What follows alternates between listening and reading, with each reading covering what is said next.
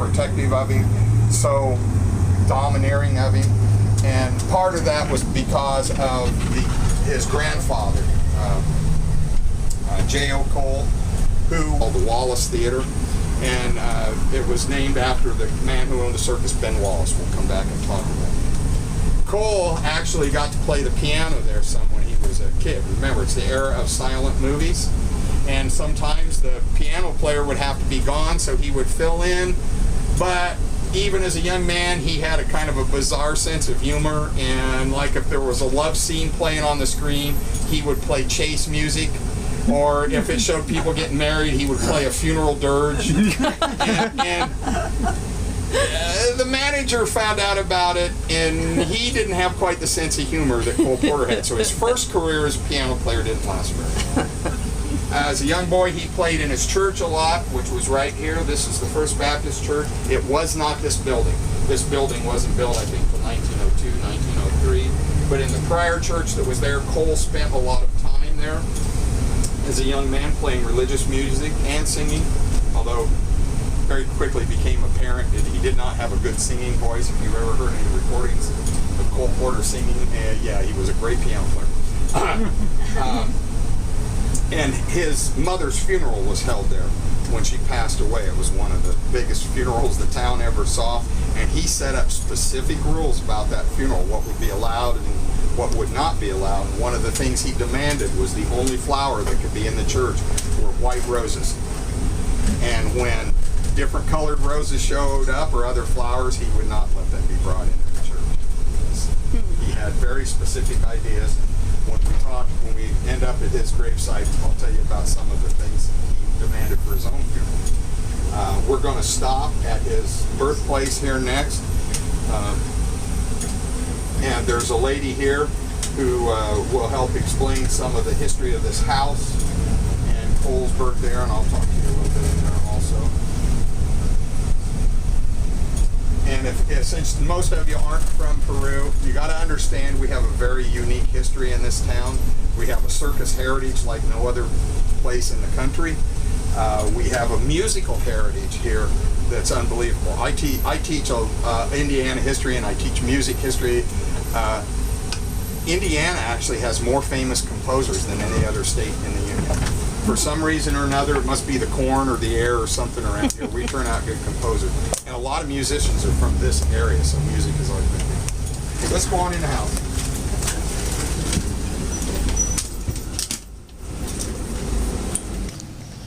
I didn't know we were going to get to come to this house.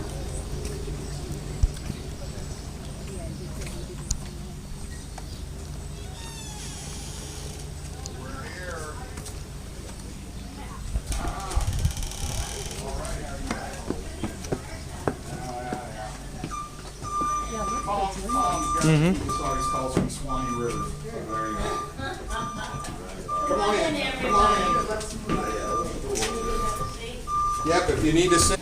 Well, you've met Ron, obviously, and I am Ann Kennedy, and I am a San Francisco transplant, but I am my husband is a cousin to Cole Porter, and so I love things all Peru, Cole Porter, and the Barst family, which are the other half of the family to the Coles.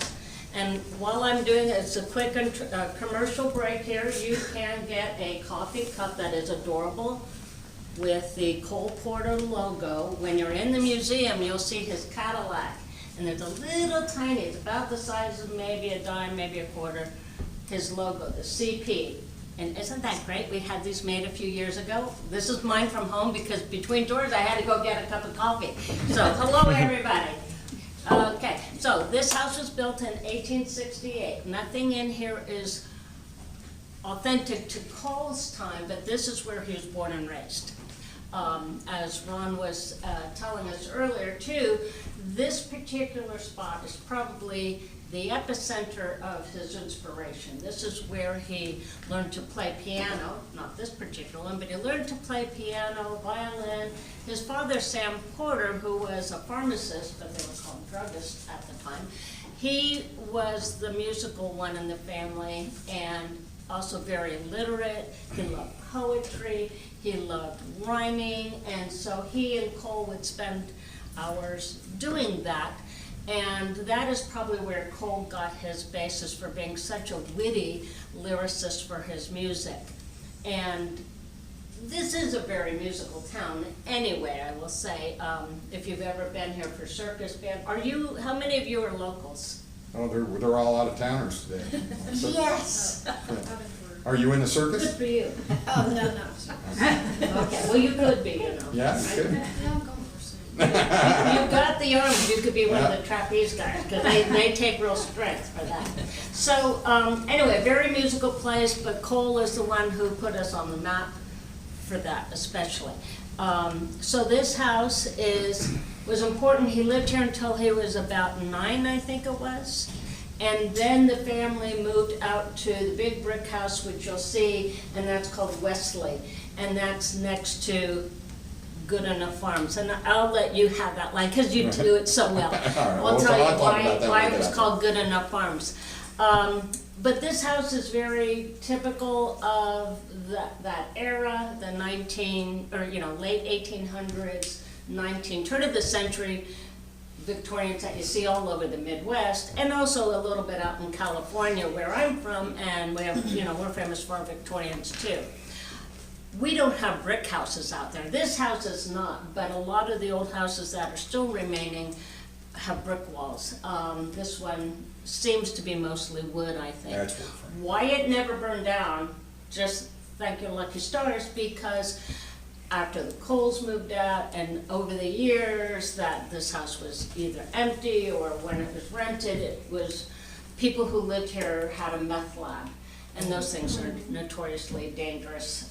So we're really lucky it didn't burn down then. Yeah, ironically enough, it was amateur druggists that got us control of this house. So. Amateur Druggists. yeah. So more than one druggist lived here.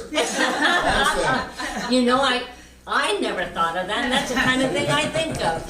Would you like to have a seat? No, I'm just gonna move over. So there are lots of things to look around and see. Lots of, some of his songs are on the, sheet music over there. There are pictures, different versions of artwork. There's a very interesting multicolor Cole Porter. I don't know if he'd care for that. I don't know that I care for it, but that's okay. Art is a very individual thing. The movie DeLovely, by the way, and even the other movie that was made with Cary Grant, he loved that movie because who wouldn't want Cary Grant to play him? But other than that, it's kind of far from the truth. Total fiction. Total fiction. Okay, he's more frank than I am. But yeah, there was a lot of back and forth at the time of the making of that. Of what in the world, this is nothing but what the hell, it's Cary Grant. Who doesn't want to be Cary Grant? So anyway, but they're good movies. His music is astonishing. You still hear his music everywhere. Everywhere. I was walking through some strange airport on my way back and forth the other times I move around, and I'm walking past this Steinway that is set up as a player piano, and I thought, I know the music, I have to always stop and think, busy, noisy, whatever. Sure enough, it's playing night and day. Backgrounds of commercials, if you listen, they're playing, night and day is one of the most common. But the lyrics to Anything Goes. If you are under the age of 30, you need to listen to all of those lyrics, because he wrote that in the 1920s. And it is so appropriate. Every generation can relate to those lyrics, because it's true, anything goes. You think that, I've seen it all now. There's nothing that could be more relaxed or free or anything. If loose standards, well, in his day it was a glimpse of stalking was considered shocking, meaning you couldn't look at a woman's ankle. Well, goodness gracious, now. My dear, you're letting your knees show. That's bad. So see how progressive we all have become. Anyway, if you have any other questions, take a look around. Enjoy Cole Porter this weekend. Think about the genius he was, because he truly was a genius. And I'll say one last thing that I was thinking about this morning. Here is a man who came from a wealthy family. His grandfather, J.O. Cole, had made a lot of money. He had some success out in California gold mining, came back here, bought some land in Virginia, coal, C-O-A-L in Virginia, timber, made a lot of money. And yet you think, well, and he wanted Cole to go to Yale and be a lawyer like he was in the other Coles. Well, that wasn't Cole Porter. He was a songwriter, he was a composer, and this, you couldn't squelch that in him. But when you think about how you tell kids to follow their dream, and you think the ones that can't make their dream are the ones that don't have the economic backing. Here, Cole Porter had all the economic, social status, all the stuff to be a big success, but his success wasn't law, his success was music. So he had to fight back the money, in this case, to be what he wanted to be, and he was a success in his own right, regardless of his family also. I just think that's ironic. And most of that is because of how driving his mother was. Yeah. Cole could never have overcome J.O. It Yeah. was his mother that controlled J.O. because she was his sweet little daughter, and she could talk him live into long enough to witness Yeah, Porter's success. think so. kinda. The very He was beginnings. he was famous before J.O. died. I don't think he was rich, which is probably how J.O. Right. Yeah. Gauged whether you were successful or not. Yeah. But he knew what was going on before he died. Yeah. Yeah. But yeah, Kate was that shield. Not a shield and a motor, Yeah. that both protected him and drove him forward. Yeah. But it was his dad that was the talent. His dad was a talented musician, could play the piano, could play the guitar. With the Circus heritage, he played the calliope, and it is calliope. It's not calliope unless it's on a boat. If it's on land, it's a calliope.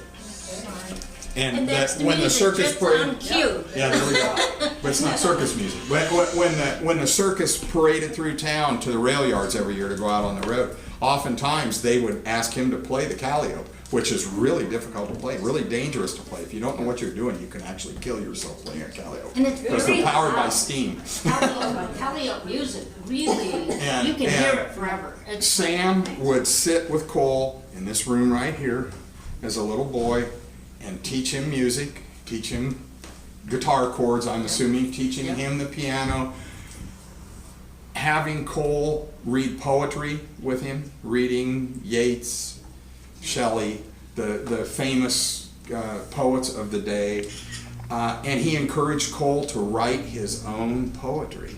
And they would sit here and discuss what was good about it, and like any good father, I'm sure Sam said, that really stinks. You can do better than that, right? And so most historians really think that at least the germ Yeah. that drove him to grow his talent came from his father.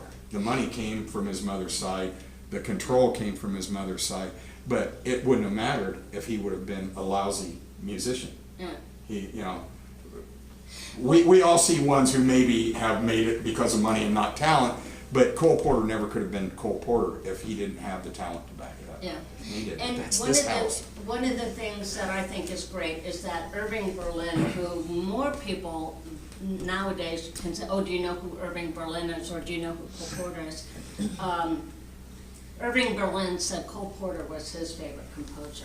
And Irving Berlin wrote White Christmas, But one of the things that makes Cole unique was that he did write both the music and the lyrics. And one of the things that I've thought about this, and now this is my own observation, but when you think about the rhythmic of words, if you're just writing poetry, if you just recite some of the lyrics, in olden days, a glimpse of stocking was looked on as something shocking. Well, it just sort of lends itself to the melody. Now, heaven knows anything goes. And so if you're a good poet, you can get to the music. And now, I don't know about his creative process. It probably went back and forth. Sometimes the melody, sometimes the words. In the still of the night. I have been in Peru so many times when it's so still here. How could you not write a song called In the Still of the Night? You know, I mean, and you can see the inspiration. One last thing I want to point out is the crutches there. Cole was in pain almost all his life after the horse accident. Have you gone over that? Not yet, that's Okay. next. Okay, so then, I don't know what your schedule is, so I don't want to go on too much. Yep, let's take a few minutes, you can walk around, look, and then we gotta move on. Did you see the felt on the up there? Oh, that's, Like when you're. up yeah. the felt. Joey. You'll see They're her not house. sure, they think yes, but this place had like up to 5 apartments. Hollywood. But when, It's called Walk of Fame. There's, it tells about it over there. 2007, it's pretty recent. yeah, oh yeah, there was an era of service. Actually, mine, Did you see the wood on the Yeah, I floor? was gonna point that out to you. Isn't that cool? Isn't that but it was a rental property for you to buy in the late 1990s. There was like 7 apartments in there, and the place was a dump. The ceiling, and this is correct, the ceiling was hanging way down. But they're very good. The Ole Olson, the group here, the theater group, that got control of it and fixed it up. And you know, They tore the ceiling out, and literally for years, one of the apartments upstairs, the drain line for the toilet had been broken and it had been draining into the ceiling. And that's why the ceiling was all this place. It was this far from the wrecking ball. It's for sale again now. The theater group still has control of the panels already. You know, everything in here was done by law. think so. And so, But, you know, the outside, Julie was the she's fantastic. we don't really know what the future of it's gonna be. What's your name? I think I saw you last night at our big house. I'm the lady in the purple dress. Okay. What's your name? Nice to meet you. Maybe we put it on the I'm car. Luann Kennedy. Dan Roberts and the wife Carol. So, you know, people said, why don't you turn that into a... It's still his family. And There's still music. There's still music in the museum. both his kids live out there. Did you get your phone? Okay. Drop. Well, we'll talk about his marriage with Lynn. That was a real, the lovely guy.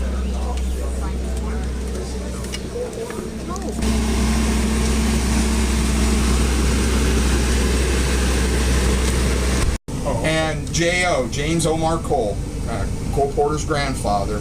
So let's say there was maybe just a little bit of friction between Kate. She's waving to us. There was definitely some friction there. But J.O. built this house for Bessie. Is that still under the Cole family? And it was a bed and breakfast, I think, for a while, and it was a flower shop for quite a while, but it's just a private residence now. And I'm not real sure why the lady's waving at us. Maybe she was gonna let us go. I don't know. Well, we don't have time. I get in trouble. Every time I do this tour, I get in trouble because I take like a half hour longer than anybody else that does a tour. Flippers and, you know, like look like pajama pants. He'd fit right in today, right? Yeah, right. Big baggy pajama pants and that kind of stuff. But what my uncle forgot was that he had been hurt really bad in this horse accident, and it hurt to, you know, here's this debonair, dapper, you know, man about town, but when he came home, he could just be cold. And he didn't have to dress fancy, and he could wear slippers because it hurt to have shoes on his feet, and that's why. And he would go down there and sit, and many people in this town, especially greatest generation level people, a lot of people have Cole Porter stories. There's an elderly lady that I'm good friends with. She's in her late 80s now, and I probably at least 400 times she's told me the story that how her mom had her by the hand. They were walking out of the bank, and when they walked out of the bank, Cole Porter was walking in, and he stopped and pinched her cheek and told her mother what a cute kid she was. And at the age of 88 years old, she's still proud to tell that story how Cole Porter pinched her cheek. Well, that shows how much the world's changed now, because now if you pinched a girl anywhere, you'd probably end up in jail. And speaking of which, the building next to the Cole house here, I think it's a realtor now, that used to be the police station in Peru. And in 1933, it was in October of 1933, a certain Hoosier of less than stellar, yeah, let's say he wasn't the nicest guy in the world. His name was John Dillinger. John Dillinger pulled up in front of this police station with his gang, and they went inside and they robbed the police station. Oh, no. They took the policemen's guns, they took their badges, and they locked them in the jail. And that's why I love being from Peru. Okay? The fire station also burned down in Peru. So I come from a town, not only do you have elephants running up and down the streets and famous musicians, but the police station got robbed, the fire station burned down. This is not your normal town. And as you may be able to tell, most of the people here aren't all that normal either, so we fit right in. So that happened right there. When Cole would come visit, and sorry buddy, I gotta tell this, Cole Porter didn't like kids. And the housekeeper who worked here, whenever Cole came to visit, her kid had to live in the basement while Cole was here because he didn't want the kid to be seen or heard. So they moved into the basement for the duration of Cole's visit. It's what you can do when you're rich and famous. It's, you know, you're not crazy. You're just what? Eccentric, right? If you're poor like me, you're just nuts. But if you're rich, you're eccentric, so he could get away with those kind of things.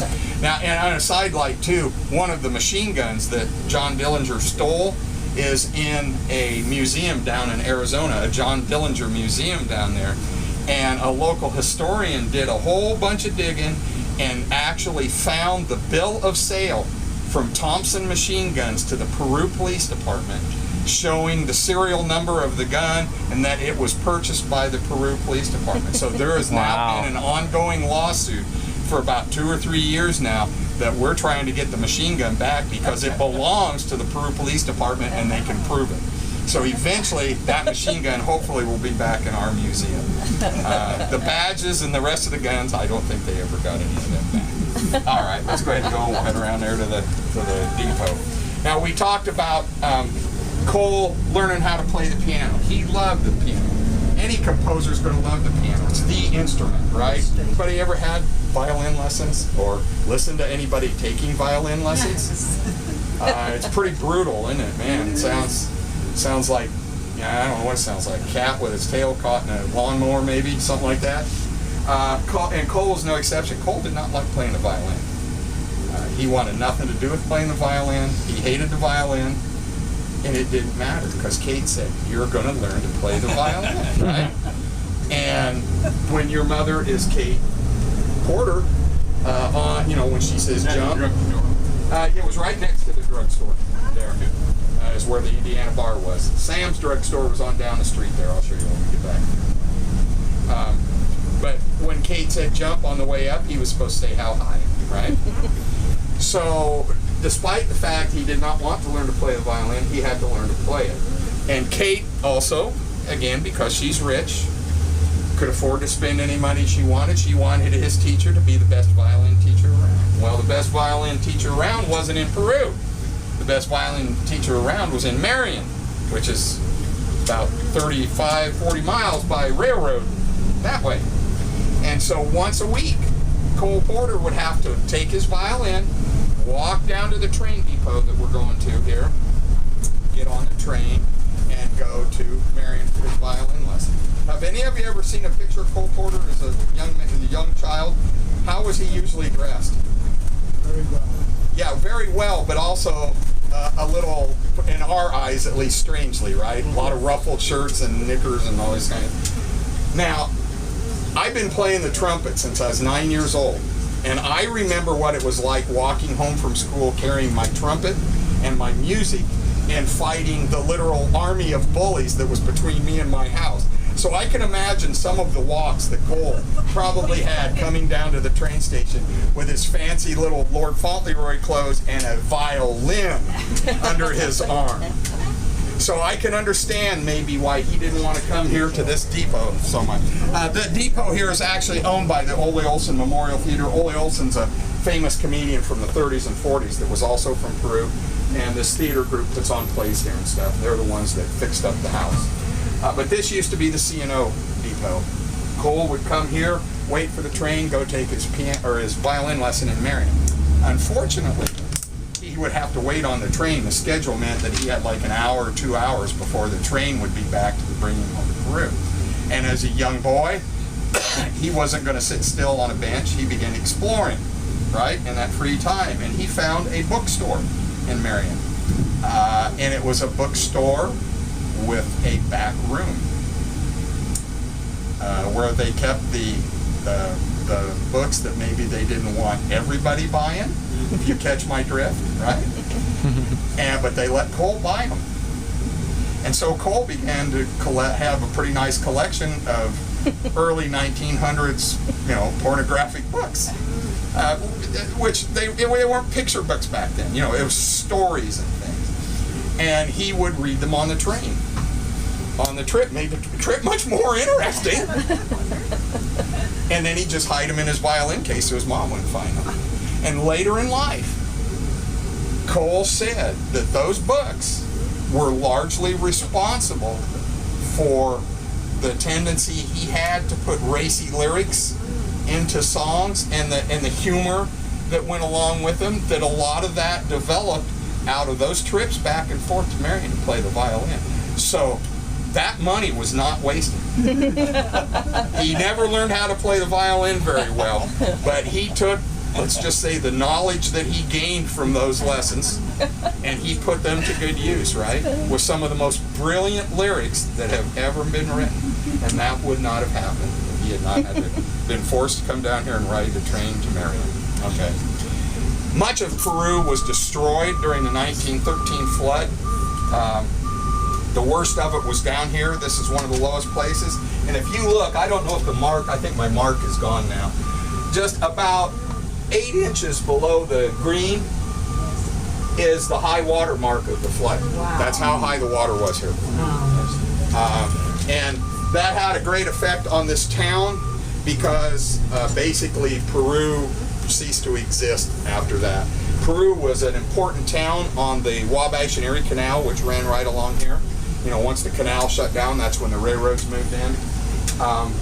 Peru was a big, important town. We're going to go down Canal Street here, and all this nice, quiet street was a hive of activity. It was one of the busiest places in the state of Indiana for many years.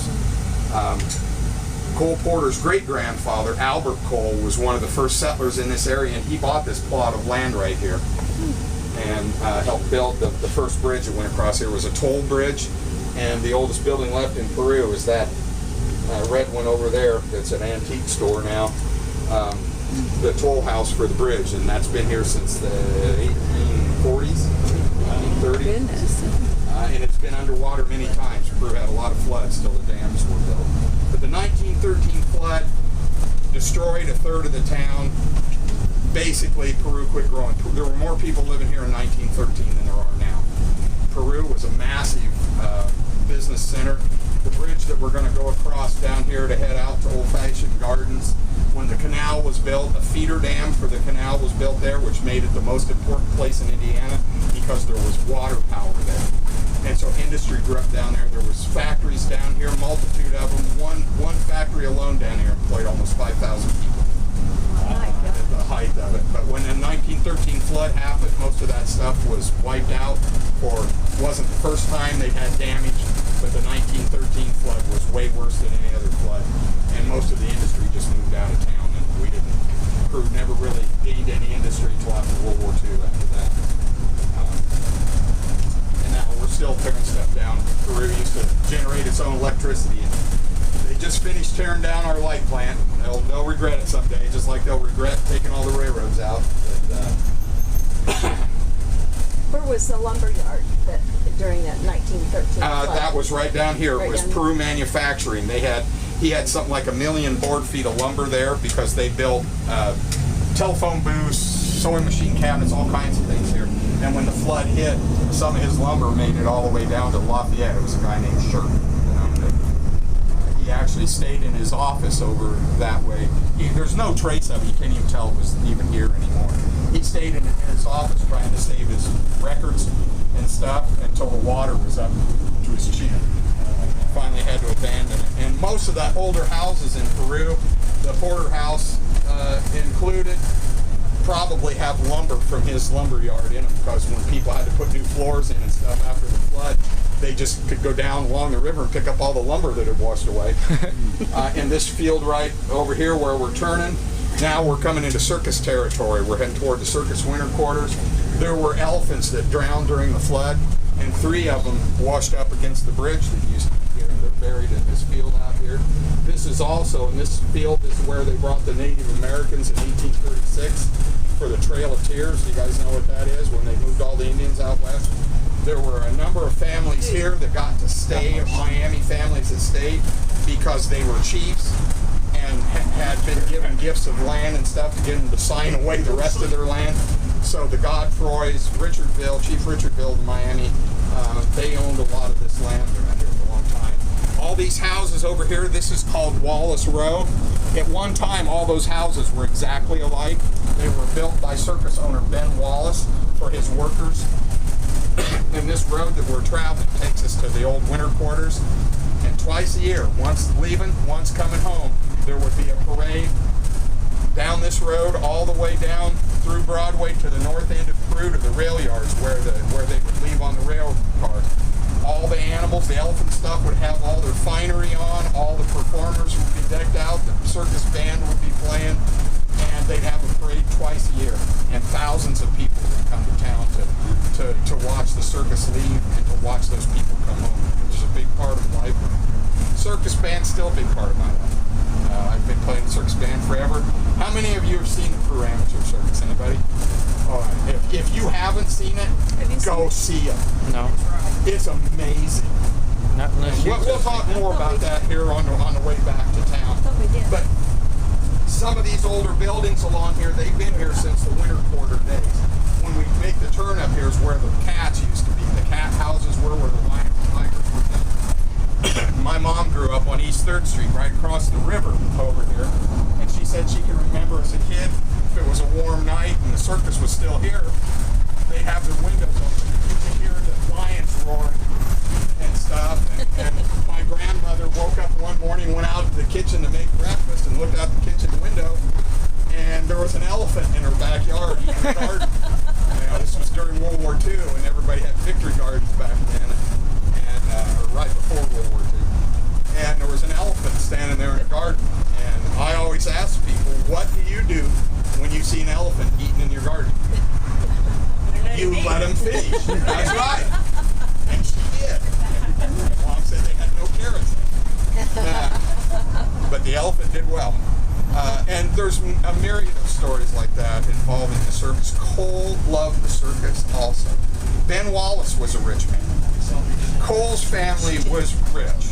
So it was natural I know that where we're he at. would end up We take us knowing out to Ben Wallace the anyway. Miami land. But these two people became tight. And eventually he just became Uncle Ben to Cole. And Cole and his friends would come out here to watch the circus performers rehearsing and feed the animals. Imagine how awesome it would be to live somewhere where you could go do that, right? And he got to do that. So we'll talk about the circus on the way back. Yes? I noticed right through here. Was the biggest Indian village in Indiana was over here, Miami Indians. There's actually, if it wasn't summertime, you could see one of Chief Richardville's treaty houses. The federal government was building houses to get him to sign treaties, right to chiefs. And one of his treaty houses over there is one of the oldest houses in Indiana also. We're going to get up here and turn to head to Old-Fashioned Gardens. And we'll stop so you can see the first farm. It'll be looking out this side. It's what Ann was talking to you about, Wesley Farms. And this first farm here, it's the farm that J.O. built for Sam and Kate as a present. So they could get out of that house in Peru and move out here near him in his home, which you'll also see. And the farm is pristine. The people who live there now, the lady is a distant cousin of Cole Porter's, and her husband was in the Air Force, set the world speed record in a B-58 Hustler back in the late 60s that stood for 30 years. Stood till the day they retired the Blackbird and were able to make public how fast it would go. But they have that farm. They have maintained it meticulously. They still get out. They have cattle there and stuff. And it's called the Good Enough Farm. And it's called the Good Enough Farm for a perfectly legitimate, spoiled, rich girl reason. Okay? J.O. built this farm for his daughter so they could move out here, live close to him, get away from all the smells and the noise and stuff in town. And when Kate saw it the first time, J.O. said, "What do you think?" And she went, "I guess it's good enough." And J.O. went, "Oh, really? Then that's what it's going to be called, is the Good Enough Farm." And I believe they say it was still on one of the barns. There's still one of the roofs on one of the barns that says "Good Enough" with big letters on it. Yeah, right as we go around the corner, watch out this side. You'll be able to see them. And then the next big mansion along there is where that's J.O. Cole's house. That we're not going to stop there, but you'll be able to see it as we go by. And it's still very fancy, and it's still distant relations of Cole Porters that live there. Yeah, right there it says Good Enough. This one? Oh yeah, But you'll be able to see the whole farm when we get up there in a minute. And he'll stop so you can take pictures if you want. Went out once he got back from making his money in California. He took that money and invested it in West Virginia and buying land out there. And in Minnesota, he bought a bunch of timberland in Minnesota. And on the land in West Virginia, it turned out to be one of the richest veins of coal in the U.S. Well, so it's kind of ironic that coal became rich on coal.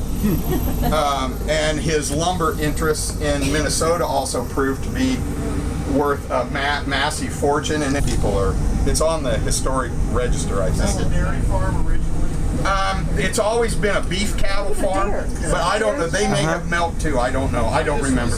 Just Bunch of deer running across the... It looks very out there. History in through here is unbelievable. Along the Mississinawa River here, just on beyond where we're going to stop at Old Fashioned Gardens is a place called Seven Pillars, that if you've got time this afternoon, you can get directions on how to see it from the other side of the river. And give me a warning. There you went, boy. Thump, thump. Windy's still out there. Yeah, there you go. But yeah, they still got it. Done over thousands of years. It's been washed out into a series of little indentations in, and there's 7 pillars holding it. It was a religious place for Native Americans. They worshiped there. They killed their prisoners there. It's a very, very ancient, important place to Native Americans. And on this side of the river, right on top of 7 Pillars, is where the first French trading post in this part of the country was. From that side here, you'll see the Cole house, pretty platters. I only built one house. It took my wife a while to get me to build that one. But the Cole place here, it's still in their family, I believe, but it's all distant relatives because Cole never had any kids.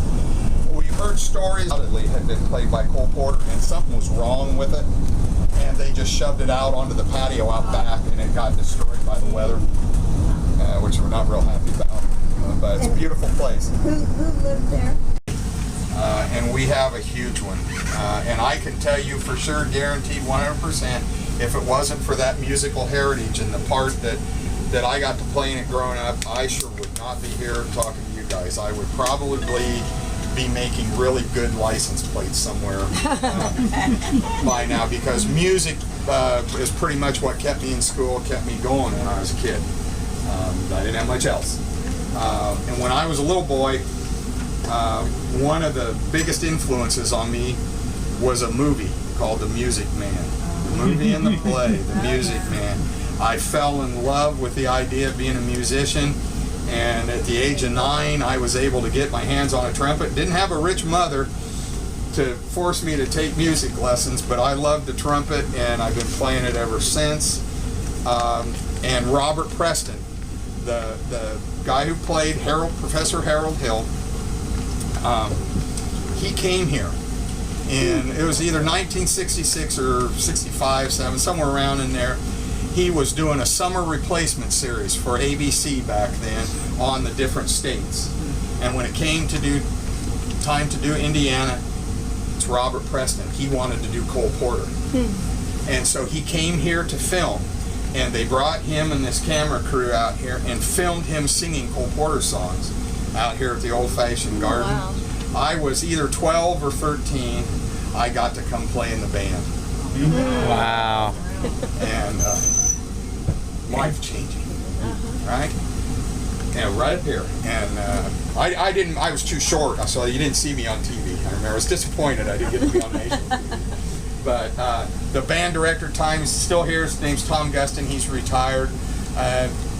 He knew how important it was to me, and he made sure I was here. It was awesome. So I got to meet Robert Preston, and I got to play in a band that was backing up Robert Preston. That's amazing. I've been involved with the Circus, which is the next thing we're going to talk about, is Cole Porter and the Circus. And you go ahead and head down there if you want. The Circus has always been a big part of our heritage here in this area. I got involved with the Circus band when I was 12. I started playing. Back then, it wasn't like it is now. Nowadays, we have to have a schedule because there's so many people that want to play. Back then, they would let a 12-year-old play. Now, granted, I'm not patting myself too hard, but I could handle it at 12. I was pretty good. In 1968, the Circus band here in Peru made its first record album, and I got to play on it. I was old 13 by the time I made their first record. We're getting ready to record another album here this month that's going to be released next year for the 60th anniversary of the Amateur Circus. And I'm trying to get them to release the first record with it, to digitalize it so we can put a DVD out of the first one and the new one. There's only 3 of us left that played on the first album, and that's Tom Gustin, who was the head of the music department at Peru High School for years, and a friend of mine named Rex Stitzworth. Both of those guys have played for every Circus performance since it started in 1959. Wow. They've never missed a year. They've been there for almost every single performance. And like I say, unfortunately, life got in the way for me. For 45 years, I've been in the elephant ear business. Everybody knows what an elephant ear is, right? You can't be from Indiana and not know what an elephant ear is. So somewhere he probably bought one for me. I'm retired from that business now. It's my daughter's problem, so she's sweating it over in Logansport today at some art show over there. But I grew up around, maybe not always the circus, but around the carnival. I understand the lifestyle. I spent most of my life traveling. Unfortunately, kept me away from the trumpet for 40 years because that's that thing called life that gets in the way, But my kids, we had a neighbor who had elephants, who had lions and tigers that my kids could go visit. And oftentimes I might be somewhere, might be another state somewhere, and I would see Julius and his lions and tigers there. If my kids were with me, they'd get to go down and feed them in the mornings. It's 10 pounds of hamburger, you just throw it over the fence and run. And it's like I always used to point out to him, I don't have to run faster than the lion. I just have to run faster than you. So my kids got to grow up, but imagine what it was like growing up here. My mom tells stories about her family. You could come out here, all these fields, there'd be giraffes, there'd be kangaroos, there'd be, zebras and camels and everything out grazing because all this was circus property. And Cole and Ben Wallace became good friends. It came to the point where Cole was out here so often visiting and watching the performers train and stuff that Ben Wallace bought him a donkey cart and a donkey so he could come out here in style and drive his donkey cart out here and his friends had something to ride in. Cole would, the people who were performers in the circus in the off season during the winter, they stayed here in Peru and they took jobs in Peru. Cole would take the fat lady. Oftentimes he'd take her grocery shopping in his donkey cart. I suppose she bought a lot of groceries. That's why they needed a donkey cart. And he was good friends with the wild man of Borneo, who in the wintertime was the shoeshine boy at the hotel downtown. When we go back, you go up to the second floor of the museum. That shoeshine stand is on display that the wild man of Borneo used to. But Cole spent a lot of time out here. He loved the circus. He loved Ben Wallace. Ben, at one point, finally had a clown outfit made specifically for Cole Porter that Cole Porter kept his entire life. And his association with the circus, with Ben Wallace, had a great effect on his music. A lot of his music, even the non-circus related music, has a circus feel to it. Circus music is kind of special. I'm writing a book now about the history of the circus and the festival in Peru and circus music, because circus music has deeper meaning to it. Like the Washington Post March, the John Sousa March. If a circus band ever starts playing the Washington Post March, all the performers know that there's something bad has happened and it's time to get everybody out, like there's a fire or something, and that's how they know to evacuate the people from the tent to save lives and stuff. Circus, it's more complicated than you think. Cole Porter learned all this while he was out there. What's one of his most famous songs? Be a Clown, right? And that's because of his association out here. There's not much left of this place. The International Circus Hall of Fame is out here now. They're out here. They've got it open today. I highly recommend when we get back to town that you jump in your car and drive right back out here and go through their museum. It's not part of this tour. We don't have time to do it, but I want you to see where the circus used to be. There were dozens of huge buildings, and all this land was pasture land where they grew food for the animals to feed them during the winter. And any kind of exotic animal you could think of, they were here. And when the circus was readying its acts to go out on the road, thousands of people would come out here and to see the rehearsals and things. And then when the parade went through town, sometimes tens of thousands of people would come from towns around and stuff to watch the parade go through town and get on to the tracks. But I encourage you to come out here. They're kind of having a rough time out here making this thing go. They could use the visitors. There used to be, the biggest barn was right over here. It was huge. It was gigantic. Had carved like circus wagon stuff all over on the inside of it. Even when I was a kid, the bridge used to be down in there until tornado took it out. And we would ride our bikes out here, and the farmer would let you go out and look around the barn. There's claw marks from where the lions had clawed it up. They still had the big shackles that they kept the elephant shackled with. They would take the elephants right across this road to the river, let them go down to the river, play in the water and stuff. You'd see that sometime. It was amazing. And this all had an effect on Cole Porter. And so we're just going to stop here for a minute, because I think I can hopefully maybe give you a clue of just the influence that the circus had on Cole Porter. We'll see if I can keep my nose on it. This is serious business. No. I remember forever, when I was but 3, Mama, who was clever, saying to me, "If son, when you're grown up, you want everything nice, I've got your future sewn up if you take this advice." Does that sound like Kate Porter? Be a clown. Be a clown. All the world loves a clown. Act the fool, play the calf, and you'll always get the last laugh. Wear the cap and the bells, and you'll rate with all the great swells. If you become a doctor, folks will face you with dread. If you become a dentist, they'll be glad when you're dead.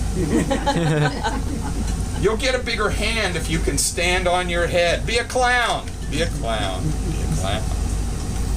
Be a clown. Be a clown. All the world loves a clown. Show them tricks, tell them jokes, and you'll only stop with top folks. Be a crack jackanapes, and they'll imitate you like apes. Why, be a great composer with your rent in arrears. Why, be a major poet? You'll owe it for years. When crowds will pay to giggle, if you can wiggle your ears. Be a clown, be a clown, be a clown. Be a clown, be a clown. All the world loves a clown.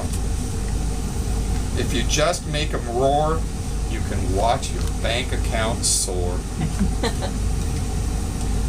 Wear a painted mustache, and you're sure to make a big splash. A college education, I should never propose. Now, I'm not sure I agree with that, because I teach for 2 colleges now. A bachelor's degree won't even keep you in clothes. That part he got right. But millions you'll win if you can spin on your nose. Be a clown, be a clown, be a clown. Give them quips, give them fun, and they're happy to say you're A1. If you become a farmer, you have the weather to buck. If you become a gambler, you're stuck with your luck.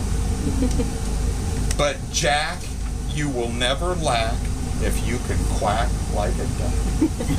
Be a clown, be a clown, be a clown.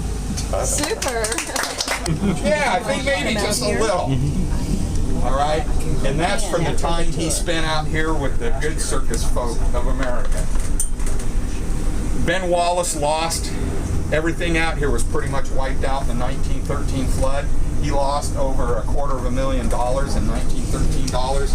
So he soon sold the circus to another group of people from Peru, and the winter quarters moved temporarily from here to French Lick, Indiana. That was the Hagenbach Wallace Circus. There were other circuses who wintered here also, but by the 30s, actually it was the week before the stock market crash in 1929, the people from the area here who owned the circus sold it to Ringling Brothers. So Ringling Brothers is the one that took it between the eyeballs when the stock market crashed. By 1941, the circus here was over.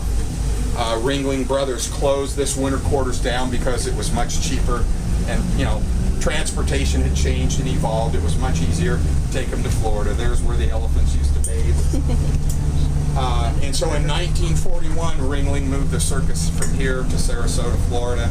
They had over 100 beautiful, magnificent circus wagons, most of them dating from the late 19th, early 20th century.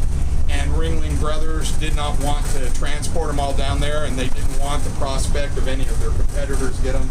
They put them in a pile and they burned them. It was one of the darkest days in circus history. They burned all those wagons. When I was a young man and played flag football in grade school, the field we practiced in North Peru was along the railroad tracks, and it was where the circus used to load up, and there were 3 circus wagons still sitting there. They've been sitting there since the 1930s. And I know one of them was saved. After I became an adult, I drove by there and all 3 of them were gone, but one of them was saved and was restored, and it's worth $3 million. Oh my gosh. And this place, you really need to come back. They have some magnificent wagons. They have the Hemisphere wagon. It's one of the biggest circus wagons ever made here. It's worth the trip out. I really encourage you to come out.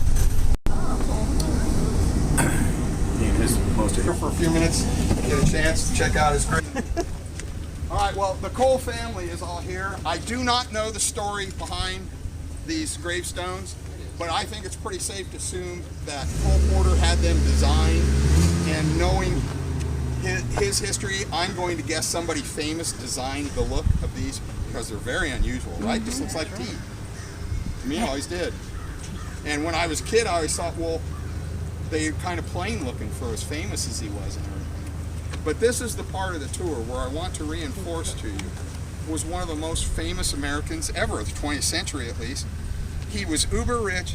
Cole Porter could have been buried anywhere on this planet that he wanted to be buried, and he chose to come home to his birthplace to be buried here. And that says a lot about him, says a lot about his relationship with his mother, although he's buried next to his father.